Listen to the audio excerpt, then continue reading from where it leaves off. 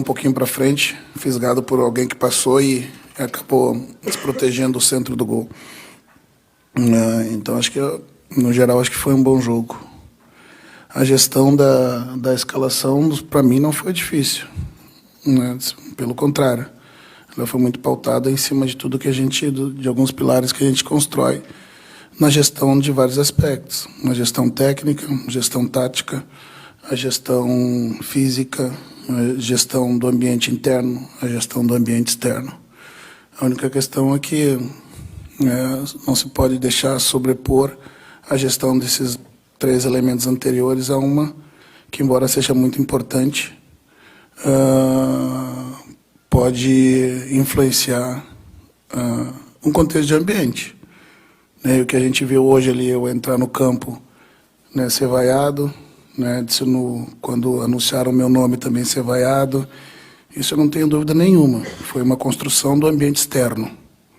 E as opiniões do ambiente externo que alguns atuam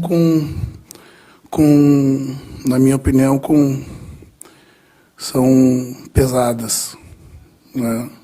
Algumas opiniões, mas faz parte do processo, né? 30 anos eu convivo com vocês, sempre com muito respeito, né? Em alguns momentos eu me sinto respeitado por alguns, mas, novamente, a gestão foi muito tranquila, né? Tem o ritmo dos jogadores, que no caso do Lucas está quase 3 meses sem jogar, 2 meses e meio, o entrosamento dos jogadores do setor, isso foi pouco trabalhado, porque enquanto os jogadores não estão aptos para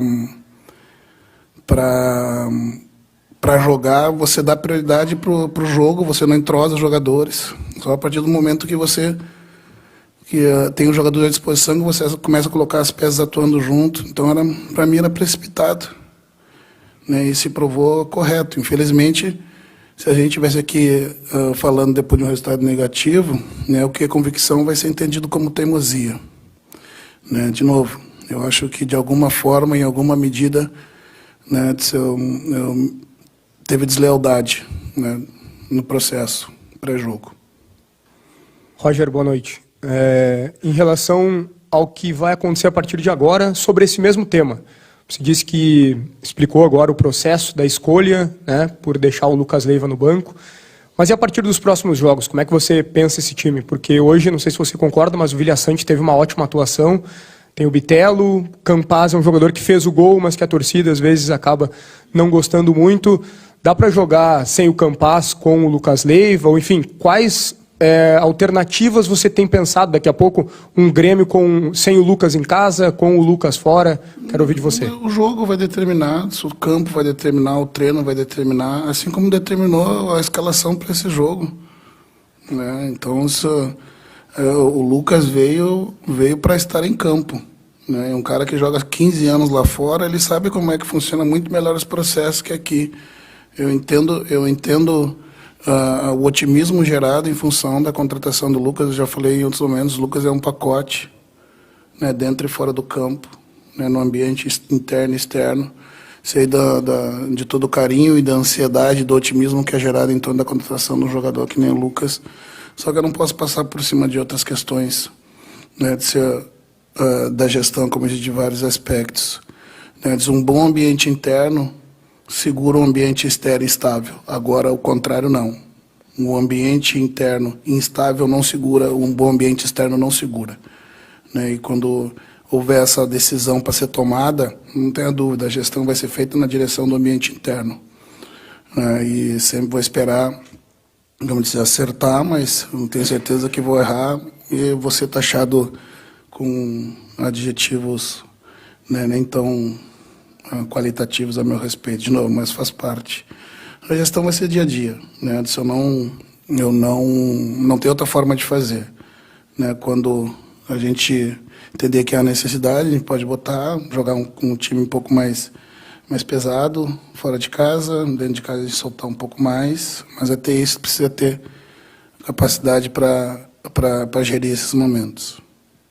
Sobre essa questão de fora de casa, Roger, talvez o primeiro tempo de hoje tenha sido do nível dos jogos contra o Náutico, contra o Tombense, que foram colocados como talvez os melhores jogos até aqui do Grêmio na competição.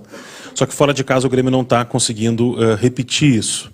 e agora sai para 2 jogos. Qual é o desafio a partir de agora nessa situação de buscar esses 2 jogos e manter essa sequência e manter o que foi feito até agora, chegando à vice-liderança do campeonato? A janela de atuação dos jogos fora, que na minha opinião ela está desequilibrada. Nós hora fazemos bons primeiros tempos, hora bom segundo tempo, a gente aumentar e ter um equilíbrio maior, né, jogando fora de casa. Né, os resultados, por mais que a gente tenha empatado muitos jogos fora, a gente sempre sai para tentar buscar o resultado positivo, a consequência do jogo que deixa o resultado de igualdade no placar. Né, mas eu acho que passa por isso, a gente ajustar melhor, né, de se entender bem o jogo, fazer a leitura certa do que o jogo está apresentando. E acho que ter a contundência no momento de que as oportunidades aparecerem e transformarem em mais vitórias. Roger, nós passamos boa parte do campeonato olhando para o Grêmio e fazendo um comparativo com o 5º colocado, né, sempre buscando aquela margem de vantagem para o 4, falando em G4. Hoje há a reabertura do Brasileirão Série B, segundo turno começando, uma vitória dentro de casa. O Vasco tropeçou, a diferença para o Cruzeiro ainda é de 9 pontos, mas já é o momento de começar a olhar para cima e não mais para baixo, não mais ter o comparativo no 5º e sim no 1º. Isso é uma discussão sua também? Você me sua pergunta dizendo que vocês... Sim. Né, a gente nunca pensou assim. O planejamento era justamente sempre olhar para cima, a gente nunca olha para baixo, né, mas classificam 4 da primeira divisão, da segunda divisão para a primeira, né? E o nosso percentual, novamente, já falei em 2 ou 3 oportunidades, né? O percentual que a gente tem de aproveitamento hoje, né, na Série A nos daria, se não o primeiro lugar, o segundo lugar com muito conforto. Né? Alguns times descolaram no começo do campeonato, como foi o Cruzeiro, como foi o Vasco, e a gente sabe que tu não vai... O Campeonato Brasileiro é uma corrida de resistência, não é uma corrida de 800 metros. Então, para a gente, o mais importante é ter a consistência que nos trouxe até aqui. Ora, priorizando mais a defesa, né, agora mais recente, soltando o time na direção mais do ataque. Né, o nosso planejamento sempre foi olhar para cima. Né, as projeções que vocês fizeram externamente, né, não eram as nossas que nós fazemos interno. Roger, você voltou no segundo tempo do intervalo com o Rodrigues no lugar do Jeromel.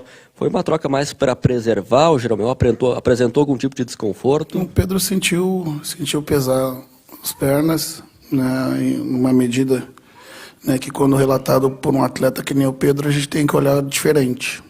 Né, então não foi preservar, não foi poupar, não foi por achar que o jogo estava controlado, né, foi com receio de que se permanecesse em campo poderia ter algo mais grave. Roger, boa noite, parabéns pela vitória. Eu lembro que numa coletiva você falou que a chegada do Lucas e outros jogadores aumentou muito a competição nos treinos. Aí eu te pergunto, o que infla, o que melhora, o que dá ânimo ao jogador que tem uma sombra, visto que hoje o próprio Vila Sante, 2 assistências, tirou gol em cima da linha, jogou muito bem, Campaz fazendo gol. E também te pergunto, o que representa para você esses quase 44 mil torcedores que parece que agora compraram de vez o Grêmio na competição? Para nós é maravilhoso. Já frisei em outros momentos que eu prefiro que tenham 50 mil, mesmo que desconfiados, mas que estejam presentes. Que daí o ambiente a gente vai fazer de qualquer forma para trazer o torcedor para dentro do campo. Né? Então a gente ficou muito feliz. Esse movimento que a gente teve feito de agradecer ao final é um movimento de retorno do carinho que o torcedor tem dado. Né? Mesmo que em alguns momentos ele não goste do que acontece dentro de campo. Né? Os jogadores contratados geram esse otimismo, né? E também aumentam a competição. O que eu falei para os atletas que também, dentre as minhas avaliações, eu tinha o dever de permitir que aqueles que trouxeram, os 11 que trouxeram, e que se a gente precisa, em certa medida, excluir o último jogo do Brusque, que foi um jogo abaixo, tecnicamente, de muitos jogadores, trouxeram bem até os últimos jogos. Né? Então, era importante para a gestão também do processo dar essa oportunidade dos jogadores, como eu disse a eles, se defenderem dentro de campo, as suas posições dentro de campo, que a partir de agora, né, seria o campo, seria o treino, seria a estratégia, né, pelo número de opções que a gente tem à disposição. Né, isso gera muita competitividade, né, os números aumentam. O Lucas vem nós temos intensidades e volumes, né, do futebol brasileiro, daí chegam 2 jogadores, mas especialmente no caso do Lucas, que roda numa outra batida. Isso faz com que, acaba o treino, todo mundo vai olhar o seu GPS ali na tela para saber como é que foram essas intensidades. Quando você olha um jogador rodando alto, com volumes e intensidades, você percebe que dá para acelerar mais a máquina, porque tem gente conseguindo fazer. Isso tudo aumenta o nível do treino e vai para o jogo. O Roger, tudo bem? Parabéns aí por mais uma vitória. Você já falou em outra oportunidade também que dessa janela de atuação fora de casa, né? Já tinha se referido a isso. Já identificou como se ajusta a isso? O que você vai trabalhar para que essa janela que você se refere, ela se mantenha maior? Às vezes elevar o nível da concentração. No caso do jogo contra o Brusque, a gente identificou que, né, disse que a gente ficou espaçado no campo, né, muito motivado pelo posicionamento defensivo do adversário. A gente não aproximou nossas linhas e, por consequência, né, ficávamos longe para troca de passes num campo que já não tinha as melhores condições. São jogos que apresentam dificuldades diferentes. Se a gente pegar o jogo lá do Cruzeiro, a gente não conseguiu encaixar a marcação e o Cruzeiro teve muita posse sobre a gente. Né? No jogo contra o Vasco, já com 3 zagueiros, a gente construiu um puta primeiro tempo, mas depois o Vasco dominou em sob medida no segundo e a gente não conseguiu encaixar. Hoje mesmo, dentro de casa, a mudança do sistema do adversário gerou um pouco de descontrole ali pra gente no jogo, botando um jogador a mais nas costas da linha, e a gente demorou um pouco para se adaptar ali, entender que as dinâmicas tinham mudado. Então, são motivações diferentes, não dá para dizer que é uma questão só. Quando a gente identifica, a gente tenta atacar. Roger, boa noite. Boa noite. O Grêmio segue tendo a melhor defesa da Série B, mas nos últimos 2 jogos sofreu gols de bola aérea. Chega a preocupar de alguma forma essa jogada dos adversários para cima da defesa do Grêmio? O Grêmio tendo tomado esses últimos 2 gols. Preocupa porque a gente não vinha tomando, né? Mas, assim, o erro de hoje foi diferente do erro do último jogo. O erro de hoje foi na primeira trave e o contra o Brusque foi na nossa segunda trave, né? E que a gente teve dificuldade de marcar. Preocupa. Ontem a gente treinou a bola parada. Talvez é uma das variáveis que a gente treina bastante, né? Mas é muito mais um momento de instabilidade ali, né? A gente tem sofrido poucos gols de bola rolando, né? E a média também de gols de bola parada está baixa, né? Só que a gente tem que, de novo, identificar e atacar, né? Hoje a gente mudou o posicionamento do Bitelo, né? Que foi justamente em cima do Bitelo no gol do Brusque lá. A gente puxou o Vila para trás, para que o Vila, um jogador mais alto, para a segunda trave, né? Hoje ele entrou no primeiro pau. Então, agora a gente ajusta de novo, vamos alinhar de novo para que não aconteça. Volte a não acontecer como não estava acontecendo. Roger, a atuação contra a Chapecoense em casa, até falei sobre isso contigo uma vez, foi uma atuação boa e o Grêmio não conseguiu os pontos. Agora o Grêmio tem a oportunidade, né, de jogar fora contra a Chapecoense e retomar esses pontos. E tem 2 componentes importantes nesse jogo. A Chapecoense é a pior mandante do campeonato e o campo, o gramado da Chapecoense é um gramado que possibilita o Grêmio colocar o seu jogo como coloca na arena. Está aí uma grande oportunidade para o Grêmio retomar as vitórias fora de casa? Não dá para a gente se agarrar à estatística do adversário, né, para cravar nada, mas o campo já sendo em boas condições, como sempre foi de fato, né, já dá condição de a gente conseguir organizar melhor o nosso jogo, né, mas o primeiro turno foi um campeonato. O segundo turno vai ser outro campeonato. Não dá para a gente basear muito o que aconteceu no primeiro turno, né, à medida que os times vão se reforçar, né, alguns trocaram treinador. Né, eu tenho visto muita mudança de sistema. Né, contra a própria Ponte, nós jogamos no primeiro turno com linha de 4 e com 3 médios, tanto a Ponte quanto a gente. Né, de lá para cá a gente já mudou, hoje a Ponte veio com linha de 5. Mudou no intervalo, já é uma dificuldade diferente. Então não dá para... a gente tem que focar no que a gente precisa fazer, né, para melhorar a nossa produção fora.